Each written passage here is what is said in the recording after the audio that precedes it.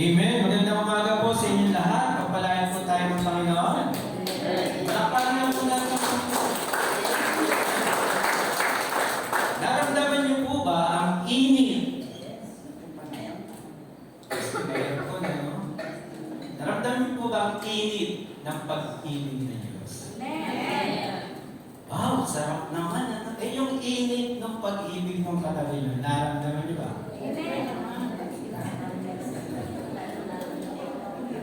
Nililian mo ba kayo niyan? Sino ba hindi mumiti sa inyo ngayon? Ha?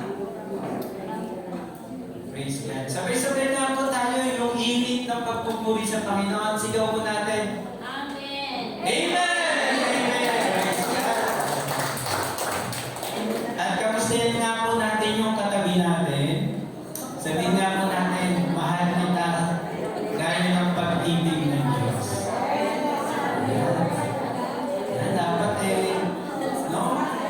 Siguro po, hindi magsasawa pumunta sa iglesia ang sino man kapag ganyan po ang nararamdaman sa loob po ng church. Sabi po ba?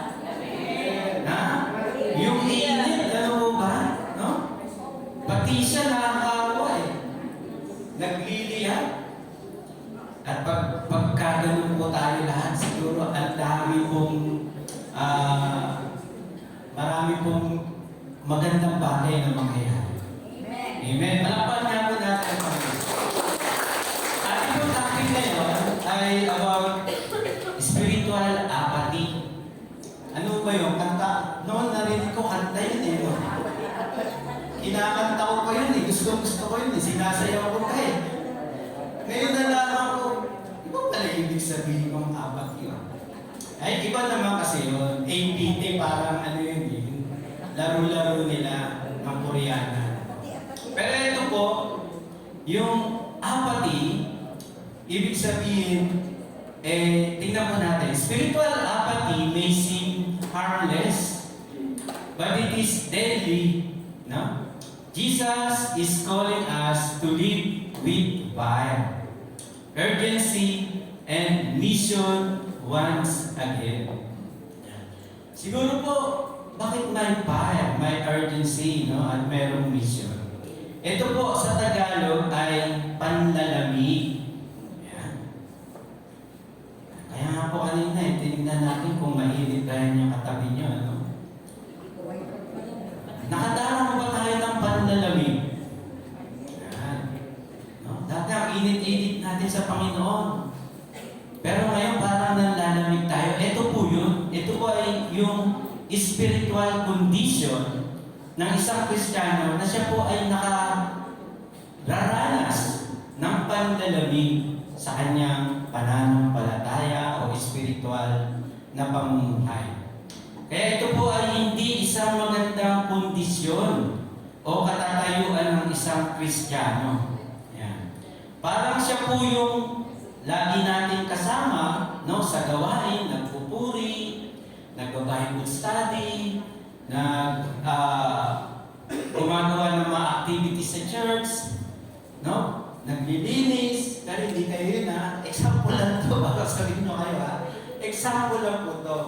Gumagawa siya ng mga gano'n, pero yung kanyang spiritual na buhay ay pangkarote.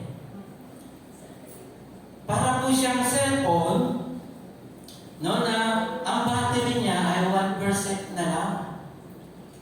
Cellphone pa rin siya, pero pag naging zero na, wala nang halaga. Ibig sabihin, useless na, hindi mo na magamit, di ba ba? Pero cellphone pa rin. Ganito rin po yung isang Kristiyano na dumadaan sa ganitong sitwasyon. Ang katatayuan niya ay gumagawa sa daloy ng gawain sa church, pero ang kanyang spiritual na pamumuhay o buhay ay pangkarote. Wala po siyang sigla, no? Walang dedication, walang buhay patungkol sa mga bagay ng Diyos. Naunawaan po ninyo? Ayun po yung ibig sabihin, no, ng spiritual apathy. Ito po yun. Kagaya ng mga example po, halimbawa, yung 5 foolish virgin. Kasama po sila dun sa kasalan. Tama ba ba? No? May 5 matatalino at meron 5 foolish. At ano nangyari po dun sa foolish virgin? Naiwan sila, di ba? Hindi nakapasok sa kasalan. Bakit? Kasi wala nang sindi. Kulang na, ano? Malapit nang mamatay ang kanilang dala-dalang apoy. Ayan. Kaya sabi ng mga matatalino, bumili muna kayo ng langis para magkasya sa atin lahat to. Di naiwan po sila dahil wala na silang apoy. Ano ba po? Ito po yung rich young ruler. Gusto niya magkamit ng buhay na walang hanggan. Yan, nagdidesire siya. Gusto ko ng buhay na walang hanggan. Kagaya natin, ano? Pupunta ako sa church, maghuhulog ako ng ikapo, tutulong ako, hindi, gagawin ko yung kautusan. Pero pag sinabi ni Jesus, yung command ni Jesus, iwan mo, ibenta mo lang yan, sumunod ka sa akin. Parang, hindi na. Maghanap na lang ako ng iba. Parang gano'n, ano? Sabi niya, hindi na. Pero gusto niya sa langit, ayaw niya sumunod kay Jesus. Ito na lang gagawin ko. Parang gano'n no? Ito po yung dumadanas ng mga ganitong kondisyon. Ano ba po? Yung unforgiving servant. Pinatawad siya ng Panginoon dahil nagkasala siya, pero sa iba hindi niya makayang magpatawad. No, nag-praise the Lord, nag-hallelujah, pero iba pala yung kanyang pakikitungo sa kanyang kapwa. Hindi niya mapatawad, no? Hindi, ginulpi pa niya. Ano ba po? Yung bad steward, yung pinagkatiwalaan na mga talento. Yung 10, anong ginawa niya? Sobrang init niya, tumubo ng 10. Yung nasobrang ka, hindi ba ba yun? Yung 5, tumubo ng 5, naging 10. Yung 2, tumubo ng 2. Pero yung isa, binigyan ni Lord, anong ginawa niya? Tinabi niya. Umukay siya ng lupa, tinabi niya. Ganito po yung mga kondisyon, ano? Na sila ay gumagawa ng mga bagay, no? Nakikita, ayan, nasa church, no? Gumagawa, nagpupuri, talaga naman, kung ano-ano ang mga activity yung ginagawa, pero deep inside, yung spiritual na buhay niya ay pangkarante. Parang cellphone. 1% na lang siguro. At malulunod na. Wala nang halaga. Pero tingnan po natin yung lukewarmness or apathy is not very useful for the church. It makes the Lord and the church sick. Ayan. No? Yung bang, sabi nga mamaya mababasa natin, parang hindi maganda yung pakiramdam. Ano? Hindi maganda yung dulot na pakiramdam. Magawa, nandyan, pero parang hindi maganda. Hindi siya kagamit-gamit. Gumagawa pero hindi kagamit-gamit. Walang init. Ayan. Walang sigla. Ayan. Walang dedication. Pero example po, no, si Joshua, nung panahon na ang mga tao, no, ay si Joshua matanda na, at syempre, nag-decide yung ibang tao na iba. Pero sabi niya, kahit matanda na ako, mamimili kayo, sino yung paglilingkuran. Sabi ni Joshua, kahit ako at ang aking sambahayan, kay Yahweh lamang maglilingkod. Andun po yung init. Amen? Hindi nawawala. Patuloy yung sigla. Kahit may edad na. Sabi natin, Amen! Amen. Di po ba na? Yun po. Sino ba po? Si Ruth. Sabi niya, ang iyong bayan, ang aking magiging bayan. At ang iyong kakainin, aking kakainin. Hindi talaga yun. No? Kung saan ka mamamatay, dun ako mamamatay. Ang Diyos mo, ang magiging Diyos ko. Amen. Tingnan niyo yung mga sigla na yun. Yung mga dedication na yun. Yung mga compassion na yun. Di ba ba? Ayun yung magandang spiritual na kondisyon. Hindi yung kagaya ng spiritual bankrupt. Sino ba po? Si Daniel. Sabi, bawal mag-pray. Pero si Daniel, hindi siya nagpapigil. Umaga, tanghali, hapon, nag-pray. Amen? No? Ayun yung hindi papapigil eh. Binubukusan ng tubig, pero nag-aapoy pa rin. Mininas na. Amen po ba? Nagkaroon na po tayo ng idea. Si Paul, ano ba pang sabi ni Paul? Inari kong kalukihan ang lahat ng bagay. Ano raw? Makamtan ko lamang, no? Si Kristo na siyang nagligtas sa aking buhay. Biro niyo yung init na yun. Praise God. Mga tao pagpahalaga ng iba maliban sa Panginoon Jesus. Amen. Pero ang isang Kristiyano dapat gano'n. Amen?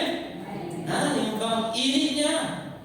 Iaariin kong kalugihan ng lahat ng bagay, makamtan ko lamang ang Panginoon. Si Jesus, napakamagandang example, sabi niya, my need is to do the will of God who sent me. Yun din po ba ang atin? No? Yung ating buhay o pagkain na nagbibigay buhay ay yung gawin ko ang kalooban ng Diyos na nagsugo sa akin. So ano po, sana nagkaroon tayo ng idea kung ano ba yung spiritual apathy. No? Nagkaroon tayo ng idea kung ano ba yung spiritual apathy o sino yung nag-iinit sa harapan ng Panginoon. O sino yung hindi nanlalamig. Next slide po, tignan po natin yung ating text. Basahin po natin, sabi po dyan. And the angel of the church of the Laodicea write this thing, says the Amen, the faithful and true witness, the beginning of the creation of God. Ayan. I know your works, that you are neither cold nor hot. I could wish you were cold or hot. So ito po ay mga salita mula kay Jesus. Amen. No? Sino daw po si Jesus? Siya nawa. Yung mangyari nawa. Siya yung Amen. No? At siya yung totoong tapat na witness mula pa man noong unang panahon. Ito yung nagsasalita. Ito po yung nagbigay ng message. At kanino po niya binigay? Sabi po sa isang iglesia. Parang hirap isipin, di po ba? Church, manlalamig. Pero totoo po. Di ba? Nagsabi si Jesus, sabi niya, I know your deeds. No? Sabi, I know your works, that you are neither cold nor hot. I could wish you were cold or hot. So alam ni Jesus yung mga ginagawa natin. Maaari hindi kayo nakikita ng naked eye yung spiritual condition natin. Pero si Jesus alam niya. Kaya nga, maaari sa church, nagagawa natin yung mga ginagawa. Pero yung spiritual life natin, malapit na malawa. No? Yung naked eye ng sarili nating Kristiyano, hindi napapansin. O kahit ikaw, hindi mo napapansin kasi nakikita mo gumagawa ka. Pero si Jesus sabi niya, I know your works that you are neither cold nor hot. Hindi ka mainit at hindi ka malamig. Ano kaya ibig sabihin nun? Hindi ako mainit, hindi ako malamig. Ano gusto niyo? Mainit o malamig? Ha? Gusto ko halo-halo, malamig yun, di ba? Gusto ko yung malamig na tubig pagka mainit. Ano ibig sabihin dito ng Panginoon? Hindi po ito nangangahulugan na gusto ni Lord yung mainit sa Kanya at gusto rin niya yung ayaw sa Kanya. Hindi po. Hindi po yung ganun ang ibig sabihin. Sa geographical context po kasi, meron po doon na sa paligid nila, merong isang lugar na may hot spring. At yung hot spring na yon ay nagdudulot ng medication, di ba? Papagaling ng sakit, karamdaman, yan. Yun sa hot spring. At yung sa iba naman, may mga malalamig na paliguan, no? O kaya malamig na tubig. Yan. Nagdudulot ng refreshing. Yan. Kaya, bawat isa po ay useful sa church. Ibig sabihin, ang hindi po maganda ay yung lukewarm. Kasi ito po ay nagdudulot ng sakit. Kaya ang sabi niya, isusuka ka sa aking bibig. Nagsuka na po ba kayo? Di ba hindi magandang pakiramdam? Pag hindi nyo nasuka, mananatili yung hindi magandang pakiramdam nyo, di po ba? Pero pag nagsuka ka na, wow, parang ma-refresh ka. Ayun kasi, no? Nagdudulot siya ng hindi magandang pakiramdam. Basahin po natin ulit. Verse, ano na tayo? 16 to 18. So then, because you are lukewarm and neither cold nor hot, I will vomit you out of my mouth. Because you say, I am rich, have become wealthy, and have need of nothing, I do not know that you are, and do not know that you are wretched, miserable, poor, blind, and naked. Eh, dito yung tingin nila sa sarili nila, okay lang. Sila ay wealthy, sila ay nagkamit ng kayamanan, at sabi po nun sila ay hindi na nangangailangan. Wow! No? Maari, material things ay kompleto sila. Pero ano sabi ni Jesus? But, no? And do not know that you are wretched. Wow. Kahabag-habag. Miserable. At sabi, mahirap. Ano pa raw? Bulag. Ano pa raw? At hubad. Ano ibig sabihin pag hubad? Kahiya-hiyang kalagayan. So, ganun pala, no? Bagamat sa spirit, sa material, physical na bagay o material na bagay, nagpa-prosper, pero sa spiritual na kondisyon, napaka-miserable. Tama po ba? No? Na ito po yung ating pang tinitira po, ina-observe po muna natin next natin. Sabi po ron, sa verse 17 and 18, I counsel you to buy from me gold refined in the fire, that you may be rich. And, ang ganda, nababasa ko ngayon. Praise God. No? That you may be rich, and white garments, that you may be clothed, that the shame of your nakedness may not be revealed, and anoint your eyes with eye salve, that you may see. Ano po yung ugat? Pansinin po niyo yung mga word yan na yung refine, no? At yung white garment, at yung eye, nagpapatungkol po to sa pananampalataya nila. Ito po yung ugat ng problema.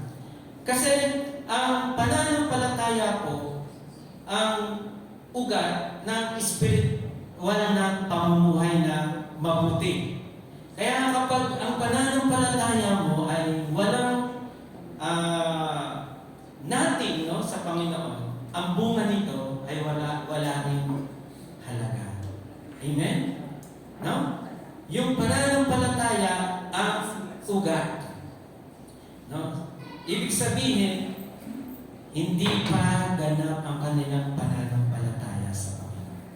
Sa iba-iba, napupukaw yung kanilang pananampalataya sa mga iba't ibang bagay. At si Jesus ay bahagi lang siguro ng mga bagay niya. At hindi totally, no? Hindi buong pusong nagbibigay ng kanilang sarili sa Panginoon. Verse 19 to 20. Sabi niya po, as many as I love, I rebuke and chasten. Therefore be zealous and repent. Behold, I stand at the door and knock. If anyone hears my voice and opens the door, I will come into him and dine with him, and he with me. So, andyan po na yung how to overcome, how to break through sa spiritual apathy.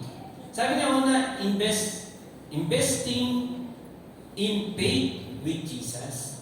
Ikalawa, growing in faith with Jesus. Yan. Ikatlo, developing in faith with Jesus. Spiritual backdrop, no? Paano daw po natin to mapagtatagumpayan? Sabi, ang ugat ay yung pananampalataya. Kamusta ang inyong pananampalataya? Ito ba ay 100% na nakapaloob sa Panginoong Hesus at sa kanyang mga ginawa sa cross ng Kalbaryo? No? Patuloy po tayo. So ito po yung ating magiging outline. Ang team po natin, breaking through apathy. At ito po yung ating mga bahagi. 1, investing in faith with Jesus. 2, growing in faith with Jesus. 3, developing in faith with Jesus. Sige po, mag-pray po muna tayo. Maraming pong salamat, Panginoon. Tunay nga, Panginoon Diyos, na wala po kaming magagawa kung wala kayo sa buhay namin. Patuloy, Lord, buksan mo ang aming tenga at hayaan mo na kumatok ka sa aming puso upang ibukas namin ito. Sa gayon kami, Panginoon Diyos, ay patuloy na managana sa iyong presensya. At patuloy, Panginoon Diyos, na mapagpala mo kami, Panginoon, ng iyong mayamang biyaya. Sa inyo namin, Panginoon Diyos, pinagkakatiwala ang buong mga oras sa gawain na ito, Lord. Pagpalain mo kami at nawadalain namin ang init at ang pag-aapoy, Panginoon Diyos, ay tanggapin namin. Sa gayon kami, Panginoon Diyos, ay magliwanag at magdulot, Panginoon Diyos, ng buhay sa madilim at mamamatay ng mundo ito. Sa inyo, Lord God, ang papuri, pasasalamat sa matamis na pangalan ng Panginoong Jesus. Amen. Amen. Palakpan na ako natin ito. Yan po may palakpak na naiinit. Palakpak mga ng Diyos. Praise God. Hallelujah. Sige po, next slide, Sister Jen. Basahin po natin. Spiritual lukewarmness or apathy is dangerous. So, ito po ay mapanganib. Tandaan po natin. Spiritual apathy is like a thief. Para siyang magnanakaw, ano po? That robs our sincerity, kills our good relationship with Jesus, and destroy our faithfulness to God. Ano po, no? Ano daw po yung spiritual apathy? Hindi yan dumadaan sa pintuan, sa puso natin, o sa atin, kundi isa siyang magnanakaw. Ano? Sabi po, darating dito ang magnanakaw para magnakaw, pumatay, at mangwasak. So, ganun po ang apathy. Yan.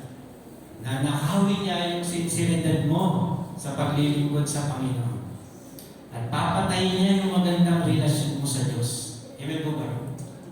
At sabi po, ayan, bawas sa akin niya, o ibibay niya yung ating pong katapatan sa Panginoon. Dangerous po ba? Mapanganib po, ano? Next slide po. To avoid this condition, we need to thoroughly examine ourselves. Ayan. Tama po ba yan? Napaka-importante yan. Remain observant and watchful through the guidance, love, and goodness of Jesus. Wala pong ibang makakatulong sa atin para ma-self-examine natin ang ating sarili. Diba po? Wala pong makakaalam. Ang iba po iniisip, no, para maging seguridad ang isang building, ang isang bahay, o ang isang palasyo, ay kinakailangan nilang magtayo ng mataas at malapad na pader. Sa palagay ninyo, ito po ba ay kasiguraduhan na ang seguridad hindi makakapasok doon yung magnanakaw? Sa palagay ninyo, seguridad ba yan? Ha?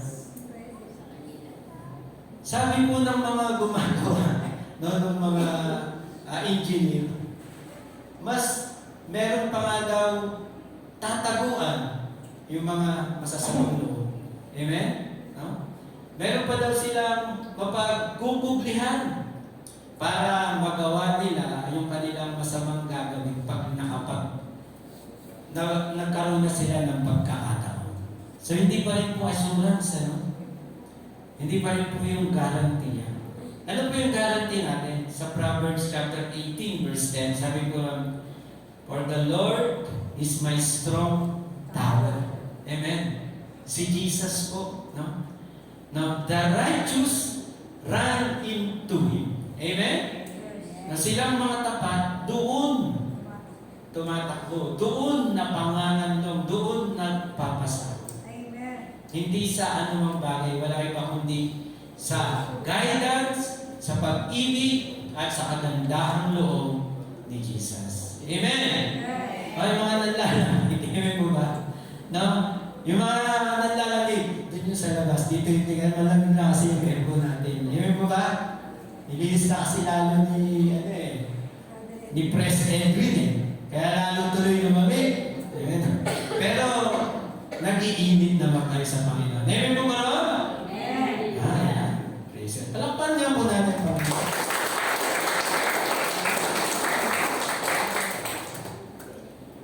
Tingnan po natin ating unang points. Sabi po, next slide.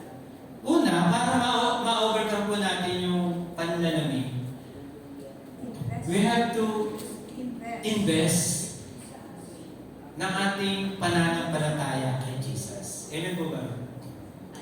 Nanlalamig ka, no? Nakakaramdaman ka ng parang wala akong commitment, parang wala akong sigla, parang wala akong passion. Sabi po, mag-invest ka ng pananampalataya kay Jesus. Amen po ba? Ayaw sabi niya, buy to me. Amen po ba? Sabi niya, bumili ka sa akin. Amen. Mag-invest tayo kay Jesus ng pananampalataya. Sabi niya, yung totoong ginto na na-refine. Yan yung talagang nahubog, yung tunay na ginto.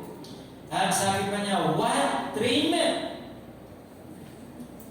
Ito po ay sumisimbolo ng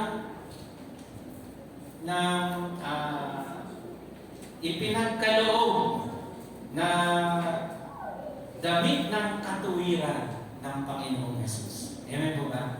Kaya nga sa Revelation, sabi mo ron, sino yung mga nakadamit na yun?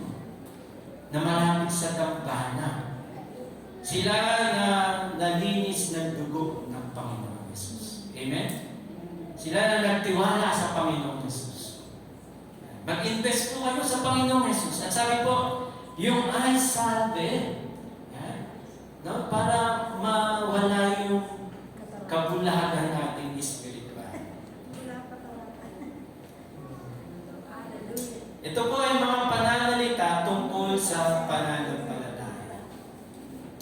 Kaya nga po, kapag tayo ay dumaranas ng mga ganung bagay, lalo po tayong magbigay ng ating tiwala sa Panginoon. Amen?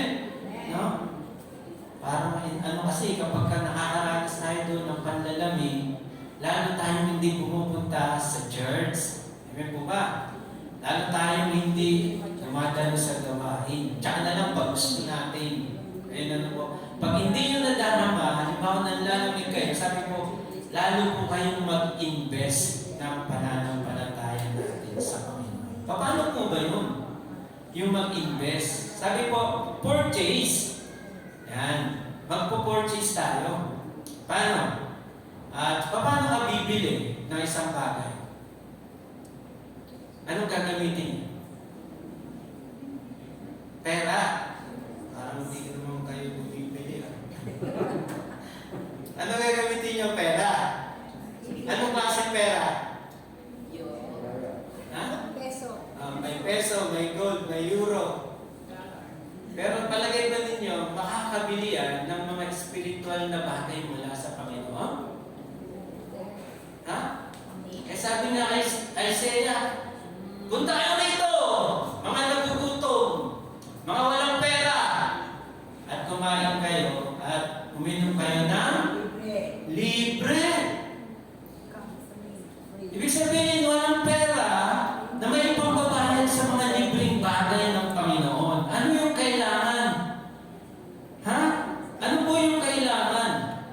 Kailangan po ay sincere heart. Amen po ba? Ang kailangan yung sinserong puso. Ano po ito eh? Reputation versus sincerity.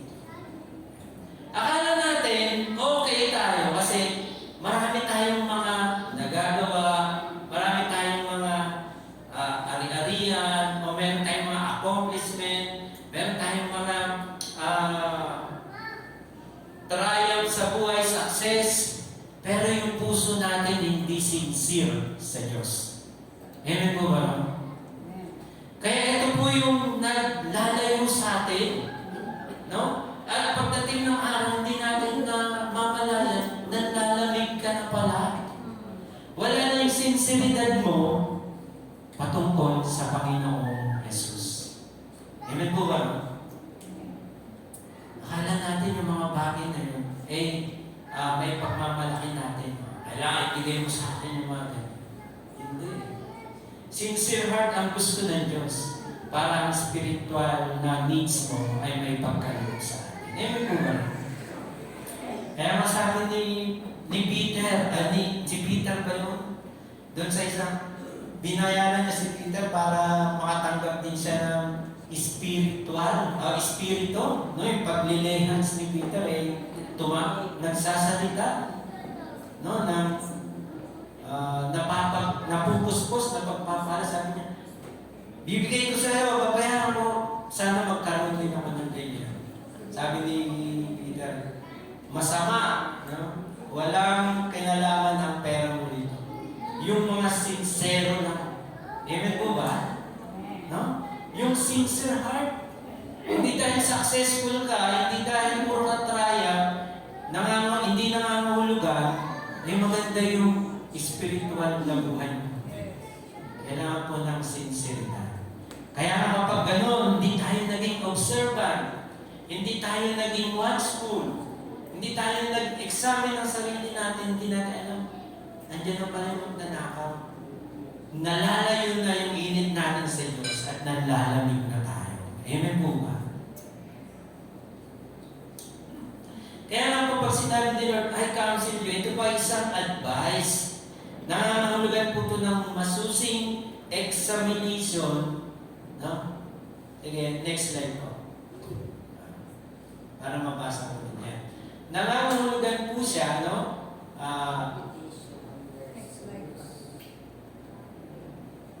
Saan na ba tayo? Next slide po. Letter C tayo. Yan. This is advice that implies a thorough examination and diagnosis. Kaya po nag-counsel, no? Na inalam ang problema, no? In-examine at sinuri, siniyasan. At ito po yung kanyang advice. Ano ba yung advice niya? Na, sige, ito ang gawin mo yung sincerong puso. Bakit? This is a big part of having a spark. No? Yung panlalamig mag-i-ignite ulit. Aapoy ulit. Ayan po ba? Pag nag-invest ka sa Panginoong Jesus. Sabi na, so that the coldness heats up again. Amen po ba? Nag-i-invest po ba tayo sa Panginoon? Kamusta po yung ating faith? Yan, mga kabataan, di ba? Nag-i-invest sa kanilang future. Nag-aaral, nagpapakatalino, nagpapakadalubhasa para sa future niya, maging maganda. Maganda po yun. How about your spiritual life? Pangmatanda lang ba ang gawain sa Panginoon? Matanda na kami, di ba na yun, no? Mabuti na rin po ako. Paano kaya yung mga kabataan dito? Nag-i-invest sila sa kanilang future. Paano po kaya yung spiritual life natin? Makita natin may mga lalaki dito, no? Nakabataan, maglilingkod sa Panginoon na mainit. Amen? Hindi lang kabataan, pati mga katandaan. Amen po ba? Lahat tayo init at maglilingkod sa Panginoon. The advice of Jesus is a faith that comes from the whole heart. Hindi yung double-minded. Ewan po ba? Ayaw niya nung dalawang puso. Yung iba dalawang puso, yung iba bato ang puso. No? Pero ang gusto ni Lord, whole heart. Hindi double-minded, hindi hypocrite. Ito nga po yung advice niya. O yan, nanlalamig ka, ganyan na kasi ang kalalagayan mo, maganda nga physically, materially, subalit, nalayo ka sa Panginoon, para akala mo walang problema. Pero pag darating ang time, darating ang mga problema. Amen po ba? Gaya ng foolish virgin, walang problema. Magse-celebrate tayo pagdating na ikakasal. Ayun pala, naiwan siya. Akala ng rich ng ruler, ay, magkakamit ako ng buhay na walang hanggan sa mga pagsunod sa batas, paggawa ng mga gawain, pagtulong, pagpapagawa ng mga mabubuting bagay. Ayun pala, ang layo niya sa kalooban ng Panginoon. Amen? Next slide. The sincere faith of Christian in the Lord Jesus results in the sincere sharing of the good news to the souls being reached by God. Amen? So kapag ganun sincere tayo, alam po niyo ang pangangalan natin ng mabuting balita, napakainit. Amen po ba? Sincere din. Sincere din. Hindi siya nanlalamig, hindi siya nalilito o natataranta, kundi sincere siya. Alam niya kung paano mag-invest sa Panginoon Diyos. Hindi mabibigo ang sino mang nagtitiwala sa Diyos. Amen po ba? Kaya kahit na ayaw, iniirapan siya, no? Iniismeran siya, hindi sumusuko. Kasi sincere ang kanyang tiwala sa Panginoong Diyos. Amen? No? Hindi siya nanlalamig o nawawalan ng pag-asa. Kaya nga po, kapag ganun po ang ating pagsunod sa Panginoon, sabi ni Jesus, sa Matthew chapter 4 verse 19, follow me and I will make you fishers of men. Wow! Kapag sincere ang pagsunod natin sa Diyos, marami tayo mamimingwit sa kaharian, madadalang kaluluwa sa kaharian ng Diyos. Amen po ba ron? Kapag sincere ka ang paglakad mo, ang pagsunod mo sa Panginoon, sabi ni Jesus, I will make you fishers of men. Maraming kaluluwa madadala sa Panginoon. Amen po ba? Kasi kapag sincere ka sa Panginoon Diyos, andyan yung makikita nila sa'yo. Kamukha ka ni Jesus. Amen po ba? Ano ba po? I am the light of the world. Sabi niya sa John chapter 8 verse 12. He who follows me shall have the light of life. Amen po ba? Sabi ang sinserong sumusunod sa Panginoon, kagaya niya na ilaw ay magtataglay ng ilaw ng buhay sa madilim na mundo ito. Amen po ba? Kaya nga no wonder, marami po tayong madadala na kaluluwa kapag ikaw mismo nag-alay ng iyong buhay sincerely ng pananampalataya sa Panginoong Jesus. Amen po ba ron? Amen. Hindi kayo ang pumili sa akin, kundi ako ang pumili sa inyo. Amen po ba? Upang sa gayon, kayo ay mamunga ng sagana. Praise the Lord. Alam po ninyo, pinili po kayo ng Diyos. Ang hanag lang po ng Panginoon, naging sincere po tayo na magtiwala sa Panginoon. Palukan na po na lang po. So, mag-invest tayo sa Panginoon. Next slide po. At malapit na po tayo. May gagawin pa po tayo, no? Saan na ba? Sabi po, growing in faith with Jesus. Alam mo niyo, when we invest our faith and our life with Jesus, as gaya na sinabi natin, you will reap so. Amen? No? Saya nga sabi, growing in faith with Jesus. Ano po ibig sabihin nito? Sabi niya, as many as I love, yan, when we invest with Jesus, we will earn His love. Yan. Kapag ikaw gusto nagtiwala sa Panginoon, alam po ninyo, aanin po ninyo tapat na pag-ibig ng Diyos. Wow, praise God. Amen po ba ron?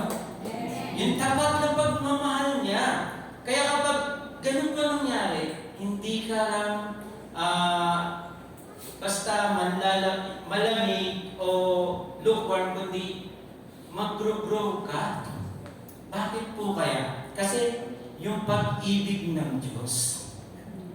Di ba, pagka nagmamahal kayo, ayaw niyo na sila ay ganun lamang, ano? Gusto ninyo yung best ang mangyari sa Kanya dahil mahal ninyo. Yan. Tingnan po natin yung pagmamahal ng Panginoon. Sabi nga po, John 4, 1 John chapter 1, verse 8. Ito po yung agape love. Ano po ibig sabihin? Unconditional love. Kahit ano ka ba, kahit sino ka ba, kahit ano pa yung magagawa mo, kung ikaw ay sincere na nagbigay ng buhay mo sa Panginoon, sincere, sabi po dyan, ang pag-ibig na ma-earn mo ay unconditional. Kagaya ng pag-ibig ng Ama sa kanyang anak. Yan. Ano pong pag-ibig ng Ama sa anak? Unconditional yan. Kahit ano pang mangyari, anak niya pa rin yun, di po ba? Kaya nga kahit na Father's Day, hindi sila nilirigaluhan, okay lang, unconditional eh. Pero pag Mother's Day, bongga, okay lang, unconditional lang din. Ganyan magmahal ng tatay. No? Wala siyang ibang gusto, kundi mapabuti yung kanyang anak. Kumawi. Sa Father's Day, huwag namin kalimutan na. Unconditional eh. Ganyan yung pag-ibig ng Ama. Kahit hindi sineselebrate, masaya kami eh. Pero huwag nyo naman gagawin lagi yun. Madama naman din yung pag-ibig. So ano po yun? Hindi lang tayo mag-earn, may interest pa po yan. Next slide po. Ano yung interest? Ayan po no? Dahil sa pagmamahal niya, i-review ka.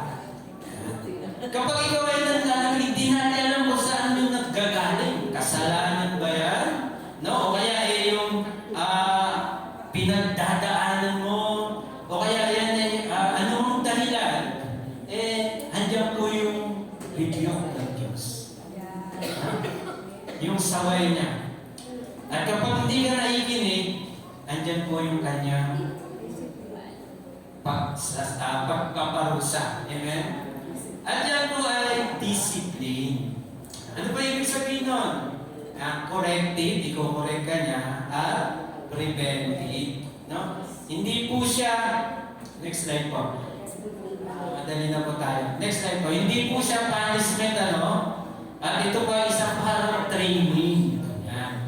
Dahil ikaw ay nanlalamig, di mo alam, ang mga parang out of purpose ka eh. No? Na-lose yung purpose mo. No? Hindi mo alam kung ano-ano na lang ginagawa mo na hindi naman ayon sa layunin at kalooban ng Diyos. Ito po yung disciplinary action ng pag-ibig niya pa rin eh. Hindi ka niya hayaan mangyaring manlamig. Amen po ba? No? Nararamdaman niyo ba yun? Nararamdaman natin sis. Hindi ka niya hayaan doon, kundi nais niyang mabalik ka sa purpose mo. No? To bring about the very best by refining in the likeness of Christ. Ito po yung nawawala minsan kapag tayo ay lukewarm or spiritual apathy. No? Nagiging self mo na ulit at hindi na yung Christ likeness ni Jesus. Amen po ba? No? Yung parang ikaw na naman, hindi na naman yung kagaya ni Jesus. At may bonus pa po yan. Next po. Mabilis na lang po tayo. Ayan, ito po. No? Kapag ganun ang ginagawa, ito po yung zealousness eh. No? Yung po bang walang ginagawa ang Ama sa kanyang mga anak, kundi gawin ang mabubuting bagay para ang anak ay mabaling ang pag-ibig niya sa Ama. No? Yung zealousness, no? No? Yung bang one side yan eh, na nais mo mangyari. Kung ano yung gusto ng family, kung ano yung gusto ng nararapat, yun ang susundin. At natututong magsisi, manunumbalik. Sapagkat the love of God lead us to repentance. Amen? No? Maaari nanlamig ka sa kasalanan, maaari nanlamig ka sa problema o hindi magandang bagay, pero andyan yung pag-ibig ng Diyos. Tinutulungan niya tayo, no? Na maging masika at manumbalik sa Kanya. Next slide po. Discipline shows us how God really loves us. He trains, He teaches, corrects, and prevents us from falling apart. God's love leads us the way for a wholehearted relationship with Him. Kasi minsan, blessing in disguise yung mga bagay na yan. Sa pamamagitan nun, nai-examine natin ang ating sarili. Amen? Kung mahal na ba tayo ng Panginoon? Kung ikaw nga ba ay tapat o gumaganap ng iyong panawagan. Amen po ba? No? Sapagkat an examined life is not worth of living because an examined soul will not go on living. It should be Christ consciousness, not self-consciousness. Amen po ba? Yan. So, next slide po. As long as you grow in faith, changes comes. Kaya nga kapag ang pag-ibig ng Diyos na earn natin, yan, siyempre mag-grow tayo sa tulong niya at nagkakaroon po ng pagbabago. Nagbabago yung ating perspective, nagbabago yung ating focus at priority. Parang alarm clock siya na mag-ring para hindi sirain yung buhay natin. Amen? Kundi para paalala sa atin, itong gagawin, meron tayong mga activity para ma-in-tune ka sa mga gawain mo at purpose. Amen po ba? Para paano ba natin ang Panginoon? Next slide po, dito tayo. Sabi po, developing in faith with Jesus. Yan. Jesus did not only want us to grow, but to be fully developed spiritual being. Yan, sabi po dyan, makatayo sa pintuan at tumutuktok, ibig sabihin po, intimacy. No? Yan, ano yung sabihin na intimacy? Yung malalim, no? Na relasyon. Yan po yung gusto ng Panginoon. Hindi lang mag-grow ka, gusto niya lumalim ka sa pakikipagrelasyon sa Kanya. Pinto, ibig sabihin yung private yan eh. Yung private life mo. Yung mga secret life mo, sabi niya, pag magpipray ka, punta ka sa Yung silid, sara mo yung pinto. Ibig sabihin, private life mo, yung secret life mo, ano, yung sa ilalim ng iyong pagkatao. Yan yung private life. Gusto ni Lord, kasama natin siya. Amen po ba? Hindi siya sa labas. Kaya nga, let's open our ear, open our heart. Next slide, Sister Lynn. Sabi niya, kapag gano'n, papasok siya sa atin. Ano ibig sabihin? Yung character dito ni Jesus, siya po yung great shepherd. Amen? Kumakatok siya, hindi po siya yung magnanakaw na dadaan sa bintana, kundi kakatok sa totoong pintuan. No? Doon sa iyong puso, doon sa iyong deeper life, no? Nais kanyang maka-fellowship. Ano ba ibig sabihin nun? Next slide, Sister. Koinonia, ibig sabihin, the spiritual partnership, active participation, and sharing a common life and faith with God and other believers. Ano ba ibig sabihin dito?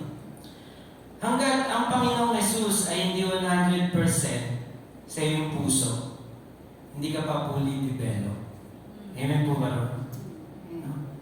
Hindi ka pa fully developed na matatag o spiritual mature. Kailangan ko 100% na ang Panginoong Jesus ay sincerong tinanggap mo sa iyong puso. Yan po yung spiritually developed spiritual being. Isang mature Christian. Amen po ba? Hanggat hindi 100% si Jesus sa puso mo, hindi ka pa mature. Hindi ka pa mature. Kailangan po ng partnership para tayo tumatag. Amen? Pag hindi mo partner si Jesus sa buhay mo, hindi ka tatatag. Amen po ba? Amen. Kapag hindi ka active sa pakikipag-share mo, no? Na pakipag-participate o mag-share ng iyong life and faith sa Panginoong Jesus, you will never be fully developed. Amen po ba? We need Jesus. Amen? No? Invest in Him. Grow in Him. Amen po ba? And be develop, no? Maging matatag na Christian. When we let Jesus shepherd us, we can be sure He will lead us to the still waters and green pasture. Right path of righteousness for His name's sake. Kung partner namin si Lord, sigurado laging mainit ka sa pag-ibanghelyo. Amen po ba, Lord?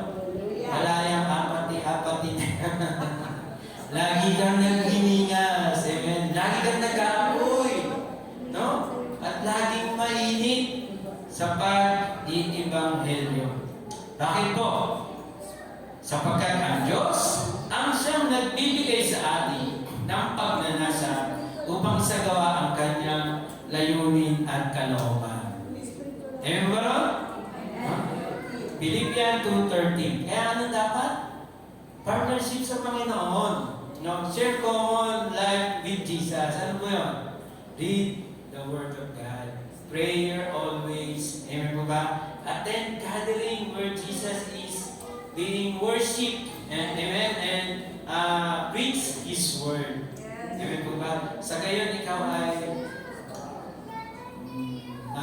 mag-iilig at mananatiling matatag sa iyong pananampalataya. Sige po, patuloy po tayo. Conclusion po tayo. Sabi po, lukewarmness can overcome. Maaari po natin ma-overcome yung mga panlalamig na yun by accepting reality about Jesus' victory. Amen po ba? Sino nalalamig dito ngayon? Kaya-kaya ni Jesus yan. No? Magkaapoy ka ulit. Parang super science, si San Goku. Nag-aapoy, no? Super science. No? Nag-aapoy siya. Talaga pag nag-gano na, walang makatalo eh. Amen po ba? Napanin niyo yun? No? Walang makatalo. Sabi niya, Jesus' victory. He overcome. Sabi po sa verse 21, no? Siya po ay nagtagumpay, sabi niya. And now seated at the right hand of the Father. And so are we, because He promised to those who will overcome, will sit beside Him. So sabi niya, hindi, kaya mo yan. Darating na araw, makakasama kita rito. Amen po ba? Kaya mo yan. Darating ang araw, makakasama ka rito. As the Spirit says, fix our eyes unto Jesus, the author and finisher of faith. Kaya mo yan. Kaya kasi ni Jesus. Amen po ba nun? Kaya natin kasi kaya ni Jesus. God bless you all. Praise God. Pray mo tayo. Salamat, Panginoong Diyos, tunay nga na mabuti ka. Pagmamahal po kami, Panginoong Diyos, patuloy na hiyaan sa panlalamig. Dalayan namin, Lord, patuloy na mulat mo, Lord, ang aming mga mata.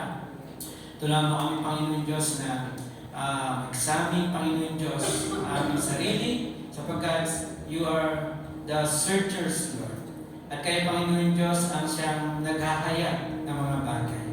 Inubuksan din namin patuloy, Lord. Hayaan mo na bukas namin sa iyo ang aming mga tenga, kaya nila ang aming mga puso. Patuloy nga po ipanginin mo ang iyong tinig. Sa gayon, Panginoon Diyos, kami, Panginoon, Lord God, ay magtamo, Panginoon, buhay, karunungan sa piling mo. Salamat, Lord. Pagpalain mo ang SNK Church, bawat isa, sa iyo namin binabalik ang lahat ng papuri in Jesus' name. Amen. God bless you.